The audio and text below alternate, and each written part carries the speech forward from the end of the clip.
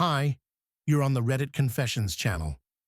She stood in the doorway with her arms crossed, looking at me like I was some broken appliance she regretted purchasing. Do what I ask, she said slowly, like I needed help understanding. Then you get me. No anger, no emotion, just a blank stare, as if she were reading terms and conditions off a screen. It was 11:43 p.m. I remember the exact time because I was microwaving a leftover burrito while scrubbing the grout in our kitchen tiles. Something she put on a color-coded checklist stuck to the fridge. It was task number 14 out of 21. The reward. Her attention, apparently. I blinked at her and said almost under my breath, I don't need a slot machine. She didn't laugh. She didn't frown. She just walked away like I hadn't said anything at all. And somehow, that silence hurt more than if she'd screamed. That was 4 months ago, and I've been spiraling ever since. Not because she said something cruel, but because I realized that for years I've been quietly accepting this system, this conditional affection. Like love was a loyalty program. Wash the car, get a smile, make dinner, get a kiss on the cheek, pay the bills. Maybe, just maybe, I get a night where she doesn't turn away from me in bed. The truth is, I was terrified of saying no, terrified of being alone, terrified of what I'd find if I opened my eyes all the way. But after that night, something shifted. Little things started clicking together like puzzle pieces that had been scattered for years.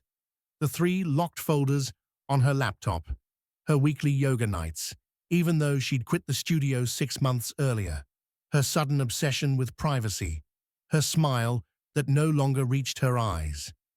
I wanted to believe I was just imagining it.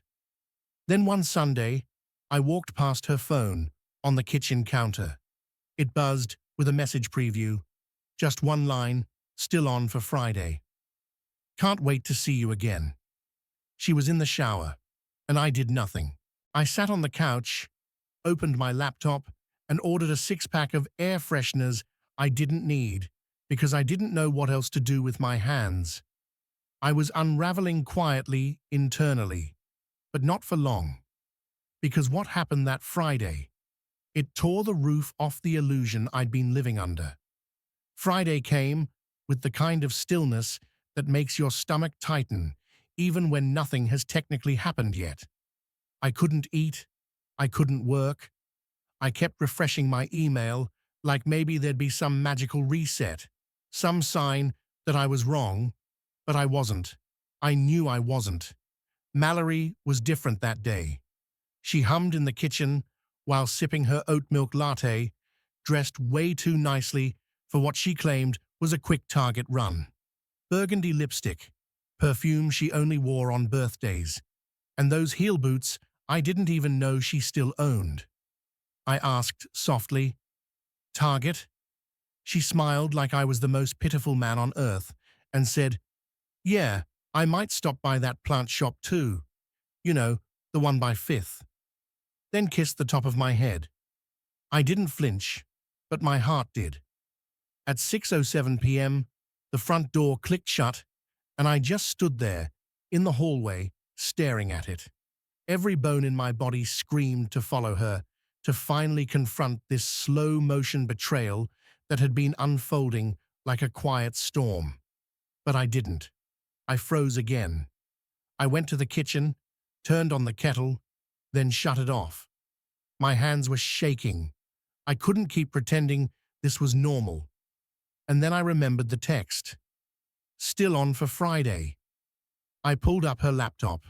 She had changed the password. Of course she had. My stomach dropped, not because I couldn't get in, but because that meant she had something to hide, something recent and intentional. I sat back on the couch, heart thudding so loud it hurt. Then I did something I hadn't done in years. I called my brother. He's the exact opposite of me. Confident, opinionated, unapologetic. Wendell, he said the second he picked up. "You sound like you've seen a ghost." I told him everything. The checklist marriage, the slot machine comment, the suspicious texts, the locked laptop. I braced for laughter. Instead, he said, "You need to stop playing house with someone who's already moved out emotionally." Then he asked a question I wasn't ready for. "Do you want the truth or your dignity first?" Before I could answer, my phone buzzed. A photo from an unknown number. Mallory laughing, holding hands with someone I didn't recognize at a bar. The caption, "Still on for Friday."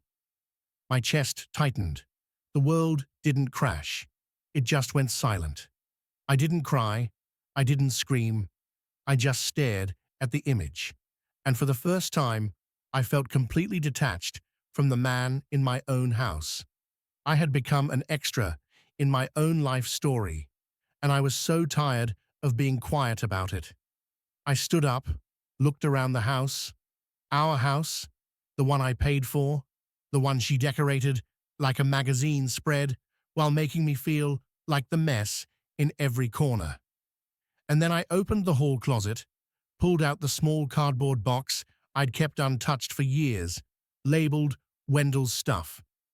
Inside my birth certificate, a savings bond from my grandma, and a leather notebook I hadn't written in since the first year of our marriage. I took a pen and wrote one sentence. "Tonight, I'm done pretending." And just like that, the switch finally flipped. I didn't sleep that night. I just kept staring at that photo. Her smile wasn't fake. It was real. It was the kind of smile I hadn't seen in years, not once directed at me. And the man beside her, mid-30s maybe, tight shirt, sleeve tattoo, smug face, like he knew she was taken and didn't care. Maybe that made it more exciting for both of them. I kept asking myself, was I really that easy to replace? Or had I already been replaced long before I noticed? The next morning, she came home like nothing happened. Hair messy in a way she never let me see it. Sweatshirt that wasn't hers, and a coffee cup from a place across town. One I know she never liked. She looked surprised to see me sitting at the dining table. I said nothing, just stared. She gave me a quick, disinterested glance, muttered something about traffic, and walked upstairs. That was it. Not even a lie, just indifference. I don't know what I expected. A confession, a breakdown, some twisted justification about how we grew apart. No, she didn't owe me an explanation, because in her mind, I had already been demoted to background noise. And the worst part, I let it happen. But then that same afternoon, I got a second message from the unknown number. This time, it was a video. I didn't want to open it. I should have deleted it, but I did open it. And the second I hit play, I felt something twist inside me, so tight I could barely breathe. It was her sitting on some guy's lap in a booth, laughing, sipping wine. His hand was on her thigh under the table. She leaned in and whispered something in his ear. He nodded. She said clear as day, "He'll do whatever I say. I don't even have to lie. I just dangle myself like a prize. He never questions it." I paused the video. I couldn't watch the rest. I felt sick. I wasn't angry. No, not yet. I was humiliated. I was being mocked by the one person who once promised to love me, who told me she believed in growing together. And now, she was out there bragging that I was easy to control, like I was some puppy who wagged his tail for scraps. That night, I didn't confront her. Instead, I began gathering. Not evidence, not revenge, just truth. I needed to see just how deep the betrayal went. I started by checking our shared bank account, which I hadn't touched in weeks. She had drained over $4,000 in the last month alone. Fancy dinners, ride-share apps, weekend getaways, booked under her maiden name. I sat there, heart pounding, scrolling through charges She never mentioned. Not once. She wasn't even hiding it. Well, that's how little she thought of me. That's how far I'd fallen in her eyes. And just when I thought it couldn't get worse, I found the email. It was a confirmation from a moving company. Final pickup scheduled for next Tuesday. A storage unit address, a new zip code. She was already moving out. But here's the twist. It wasn't to live alone. It was under his name. She was moving in with the guy from the photo, and she hadn't even told me yet. The worst betrayals aren't loud. They don't come with screaming or broken dishes. They slip in quietly through the cracks you ignored for too long. That's how it felt when I saw the name on the lease agreement. Jordan Lane. I had never heard of him before, not once. But according to the paperwork Mallory had filed, she'd be moving into his condo in less than 5 days. The same Mallory who still kissed me goodbye before work. The same Mallory who told my mother she was just tired lately. She had already started a new chapter before I even finished the last sentence of ours. I stared at the document for 10 minutes, maybe longer. There was a note at the bottom, typed casually. Utilities to be transferred before Monday. As if leaving your husband wasn't a big deal, just something to squeeze in between brunch and a nail appointment. I wondered if she'd packed already, if the red suitcase she kept hidden behind the closet was filled with clothes for him, if she planned to ghost me in my own house. I needed air. I walked outside and just sat on the front steps. A neighbor waved. I waved back like nothing was wrong. And in that moment, I realized how invisible heartbreak really is. No one sees it.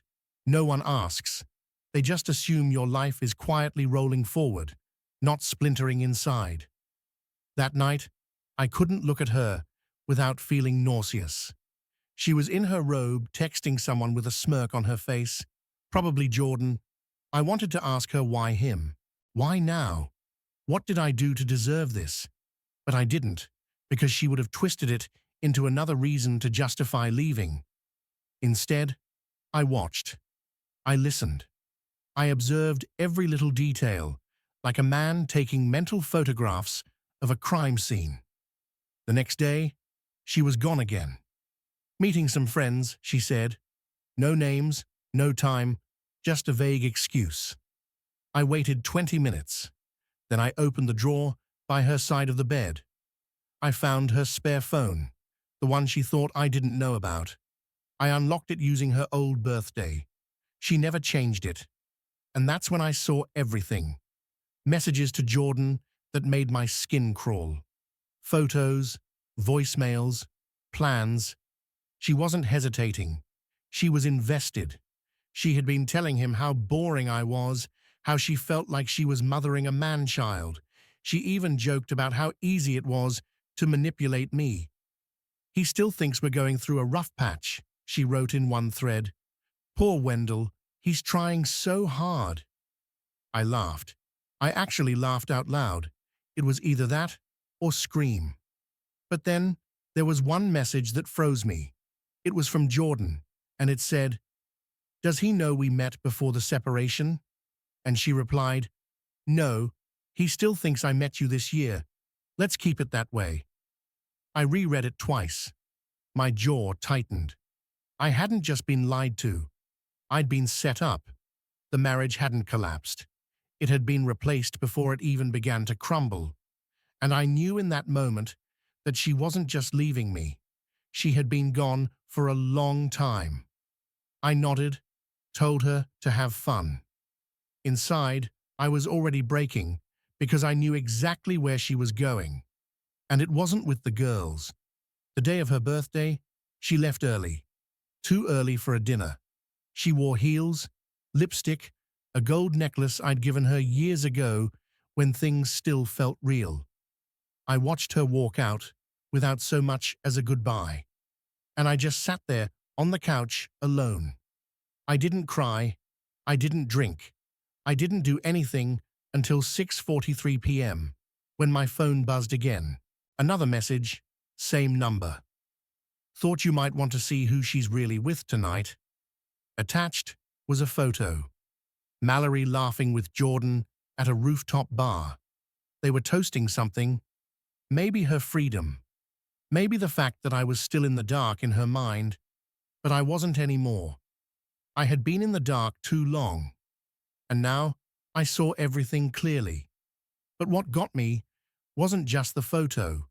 It was the message beneath it. Ask her about the trip she took to Atlanta last spring. Atlanta. That word made my spine stiffen. She told me it was a work retreat. 3 days, no signal, all women. I remembered how she came back distant, annoyed with me for asking how it went. She said I was too clingy. I let it go. I always let it go. I couldn't anymore. I went back to the spare phone and scrolled through older messages. I don't know why I hadn't done it before. There it was. March 12th. Jordan, can't wait to see you tonight. Room 317, same hotel as last time. Mallory, don't forget the rose, and I'll wear the red thing. I felt something hollow out inside me. That Atlanta trip wasn't the beginning. It was a continuation of something they'd started long before I even suspected. She lied to my face, slept beside me, laughed at my jokes, kissed me goodnight, all while sneaking off to be someone else with someone new. I went to the bedroom and sat on the edge of the bed, staring at her side of the closet. It was half empty.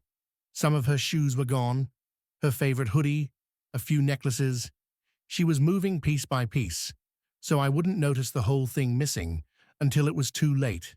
And it almost was, but I wasn't going to wait for her to leave me in silence. If she wanted a show, she was going to get one, and her birthday would be the perfect stage. I grabbed my notebook, not the one with the sad journaling, the other one, the one I kept for lists, plans, things I never thought I'd need again. And at the top of a blank page, I wrote 3 words: make her speak. I stayed up the entire night before her return, not pacing, not crying, planning. Something inside me had shifted. I was done being the soft-spoken fool who kept swallowing pain just to keep the peace. Mallory had taken too much for too long. My trust, my dignity, my voice. And I was finally going to take something back. Not revenge, not violence, just truth. Truth presented in a way that couldn't be twisted or gaslit or conveniently ignored. The house was dark when she came home. I turned off every light except for one, the hallway bulb near the stairs. It flickered slightly, casting long, shifting shadows across the entryway. She stepped in, wearing that navy blue dress and heels that clacked against the hardwood like an unwanted metronome. She was holding a gift bag. I wondered if it was from Jordan. Perfume, lingerie, I didn't care. "Why is it so dark?" she called out, placing her keys in the bowl by the door. Her voice was steady, bored even. She didn't know what was coming. I didn't answer from the couch. I waited. She walked into the living room and froze when she saw what was on the coffee table. Photos printed, lined up neatly, her with Jordan at the rooftop bar, her holding hands with him at the park, her in Atlanta outside a hotel entrance, all time-stamped, all undeniable. Her mouth opened, but nothing came out. I spoke before she could find words to reshape the narrative. "I know everything," I said, calm stone. "Not just about him, about Atlanta, about the moving truck, about how long this has been going on." Mallory blinked, then did what she always did, tried to pivot. "I can explain." "No," I said. "You already did. In texts, in photos, in lies." She took a step forward. "Wendell, you're blowing this out of proportion. You've been distant for months. We're not happy. This was just... It wasn't planned." I chuckled. Actually chuckled. "Not planned. You booked movers, opened a new joint account, changed your mailing address, You made sure I wouldn't notice until you were gone. I didn't want to hurt you. That's rich, I said. You didn't want to hurt me, but you let me rub your feet the night you came back from Atlanta. You looked me in the eye while calling me sweet, all while texting him under the table. She was quiet, and then in that eerie Mallory way, she got cold, like a switch had been flipped. She straightened her shoulders, narrowed her eyes. So what now? You want to punish me? Ruin my life because I moved on? I stared at her. No, I want something much simpler, which is the truth, in front of people. That's when she noticed the blinking red light in the corner of the room. A tiny GoPro hidden behind a bookshelf plant recording, capturing every word. She lunged for it, but I was faster. I already have a backup, I said. It's not about posting this. It's about having a version of this story that you don't get to edit. Her face flushed red, not from shame, but from panic. Control was slipping from her fingers, and she knew it. I'll tell everyone you're unhinged, she hissed. Do it, I said. But make sure to explain the photos and the texts and why you never told me you were leaving until I found out on my own. Mallory didn't speak. She just stood there, her birthday makeup smeared slightly under one eye, the gift bag still swinging from her wrist. She looked less like the woman I married, and more like a stranger caught shoplifting a life she never fully earned. And in that silence, something even bigger dawned on me. She wasn't sorry, not for what she did, only for being caught. Mallory sat down slowly, like the air had been sucked out of her. Her face didn't carry shame, it carried calculation. She was scanning the room, trying to gauge how much damage had been done. I didn't move, I didn't yell. I just watched her unravel. You blindsided me, she finally whispered. That's low, Wendell. I almost laughed at the irony. Blindsided. I had been living in a relationship where I was the only one playing by the rules, and she had the audacity to act like she was the victim. My hands clenched, but I didn't let myself get dragged into one of her scripted guilt traps. I didn't record you to hurt you, I said. I did it to protect myself. So when you twist the truth later, I have proof that I wasn't imagining all of this. She looked at me with that same expression she used when waiters got her order wrong. Disdain dressed up as indifference. So, what do you want, Wendell? You want me to beg, cry, say I made a mistake? I shook my head. No, I just want honesty one time. That's it. No lies, no excuses, just the truth. Mallory rolled her eyes and leaned back. Fine. You want it? Here it is. Yes. I started talking to Jordan before Atlanta. Yes, I slept with him that weekend. And yes, I've been planning to leave you for months. But I didn't tell you because I knew you'd fall apart. You're too delicate, and I couldn't deal with the drama. I don't know what I expected, but her honesty hit harder than the lies. It was like being hit with cold water after drowning in warm denial. I stayed quiet. I needed her to finish. I outgrew you, she said softly, almost like she was trying to sound poetic. You stopped challenging me. You became comfortable, predictable. I didn't want to be a caretaker for a man who never figured out what he wanted. I finally stood up, heart pounding, but steady. And yet you stayed, took the house, the joint account, my time, my trust. You could have left. Mallory shrugged. It was easier this way. Easier. That one word shattered the last piece of me, holding on to any memory of who we used to be. I wasn't heartbroken anymore. I was humiliated. But underneath that, something stronger was growing. Clarity. I nodded slowly, then handed her an envelope. Inside was a letter I'd written earlier that week. Not just a goodbye, but a notice. I was moving out. The lease on a small place across town was already signed. The utilities in my name, my essentials already packed in the trunk of my car. She had been planning her escape, but I had quietly planned mine too. Her face fell. "Wait, you're leaving?" "Yeah," I said. "You made it clear you've already checked out. I'm just making it official." For the first time that night, she looked stunned. Not because she lost me, but because she didn't get to be the one who walked away first. Mallory never planned for me to leave. She planned to replace me quietly, neatly, without resistance. But I was done being the easy one. Mallory didn't speak for a long time after I told her I was leaving. She just stared at the envelope like it had insulted her. Maybe it did. Maybe it offended her that I wasn't falling apart, begging her to stay, or chasing the ghost of the woman I married. That silence between us wasn't heavy anymore. It was empty, like two strangers waiting for an elevator on different floors of life. She finally asked, "So, you're just done?" And I said, "No, I was done a long time ago. I just didn't know it until now." That night, I didn't sleep in the guest room. I slept in my car. Everything I needed was already packed. 3 duffel bags, my notebook, and a laptop that still had bookmarks to articles I never finished reading. I drove to the new place at 2:17 a.m. No music playing, just the hum of a man who had finally stopped lying to himself. The apartment was small, 2 rooms, carpet that needed replacing, but it felt like air.